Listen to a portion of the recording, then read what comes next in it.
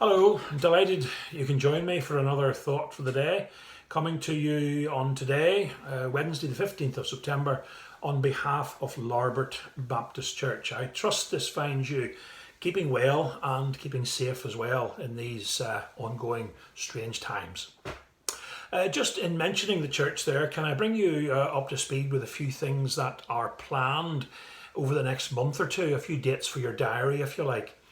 First of all, in chronological order, I'm delighted to say that we're going to have a baptismal service on Sunday the 26th of this month, Sunday the 26th of September, at 6 o'clock in the evening in the church. The baptistry will be filled, and it's always a joy, it's always a delight to see somebody being baptised, to participate in that.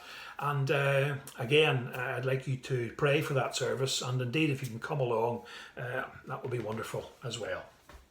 Then as we move into October, we're having a harvest service on the 10th of October, Sunday the 10th of October. And before that, on the 9th, Saturday the 9th in the morning, the girls club that we have in the church, they will be having a coffee morning. Now, if you haven't been to one of these coffee mornings, prepare to be entertained and prepare to have a literal feast as well. So we'll be well fed and well looked after, and the girls will be having items to entertain us during that particular coffee morning. So that's for your diary, Saturday the 9th of October in the morning, and then Sunday the 10th of October at 11 o'clock in the morning, our harvest service. Looking a wee bit further ahead, we have earmarked Sunday the 21st of November as a missionary Sunday, or a focus on both services on the work of outreach and mission. So it would be great if you could remember that, pray for that, and attend as well if you possibly can. Now to thought for the day. Recently I went shopping with Patricia. Now I have to say, this is something I usually try to avoid. Sometimes I go as some sort of a restraining influence, but Patricia has this uncanny knack of not really leaving a shop until it's closing. It's not that she buys an awful lot, don't misunderstand me, but she likes to look, okay? And it would be a pity to come out of the shop if you hadn't looked at absolutely everything. Anyway, I don't normally go in for this experience, but this particular occasion I was on holiday, I was feeling a bit more relaxed. I said, well, I might as well. And off we went. And I have to say, it was unusually a very pleasant experience. I was pleasantly surprised, and I must admit I did very well for myself. Now, the shopping expedition I'm talking about, and the shop concerned, is one that you've probably heard of. We were in Dunn's stores in Belfast. Now, just in case you don't know too much about Dunn's, they're not just as well known over here on the mainland in Scotland and England as they are back in Ireland. In Ireland, whether it's north or south, Dunn's is a bit of an institution. And I have to say as well, they've a wider selection and a much more choice over in Ireland compared to what's here on the mainland. And again, if you're still wondering what sort of a shop this is, it's a large department store, mainly clothes, but a lot of household goods and so forth as well. But it has the name of being very good value. In fact, I had a laugh one time. I don't know what I was watching on television. I don't know how it came up, but there was a well-known local Scottish comedian, and he was giving a talk about Glasgow, his hometown, and he happened to mention that he came across this shop that he'd never been in before. It was Dunn's, and he went in to see what it was like. And he, like myself, was pleasantly surprised by the bargains to be got in this particular emporium. And he actually likened it, he likened Dunn's, he said it was somewhere between Primark and shoplifting. Okay, that's how much good value you can get, okay? So I went into Dunn's in Belfast, not with the intention of shoplifting at all, far be it from me to even consider that.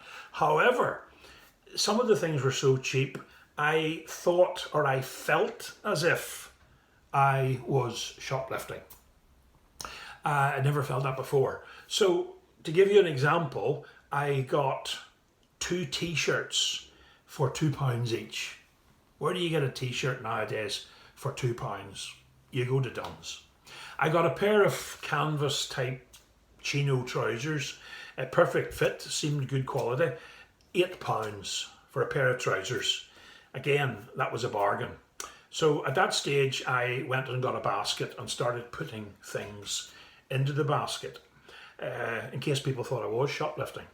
But I also found a pair of shoes, again, very smart looking shoes, £12. So they went into the basket. And so it went on. I can't remember everything off the top of my head, but I do remember one cashmere and wool jumper. And I found this on the shelf and it was marked down to £10. And when I took it up to the till and the cashier scanned the label, it wasn't £10 at all, it was £5. So again, where do you get a wool and cashmere jumper for £5? So anyway, I was delighted. I got more than Patricia. I was delighted. I got in and got all these bargains because if we're honest, we all like a bargain. We all like getting something very cheap. Now, I have to tell you where this is going and I have to spiritualize this a wee bit, of course. But, you know, as I've said, we all like to get a bargain.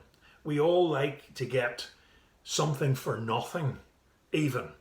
And very often when you get something for nothing, it's gifted to you, it's given to you.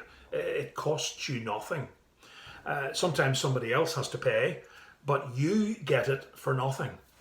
And again, that's when the saying, you don't look a gift horse in the mouth.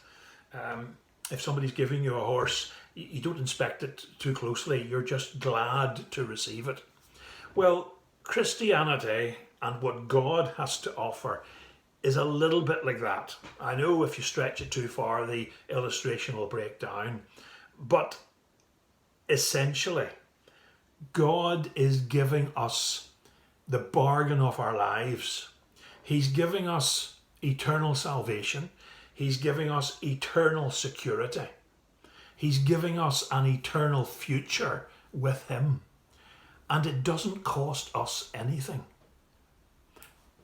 The price has been paid, as a lot of us know, by the Lord Jesus Christ. He paid the full price, and God offers His salvation as a free gift through the work and the ministry of His Son and through our belief and following of Him. Now, friends, a lot of people are dubious and skeptical about this, and they start to look the gift horse in the mouth and they examine all the ins and outs and the whys and the wherefores and they find faults with it. Friends, there's no fault to be found in what God is offering. It's not a scam. It's not a trick.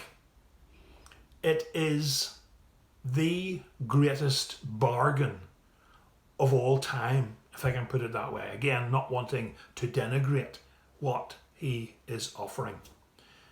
It's all for us. It's all for the taking. And I, for the life of me, can't understand why so many people balk at accepting what God has on offer. Please think on these things. I know a lot of you have already become followers of Jesus. But for those who are listening to this and who haven't yet taken that step, can I just ask, what's holding you back? What's stopping you? you have absolutely nothing to lose and you have everything to gain.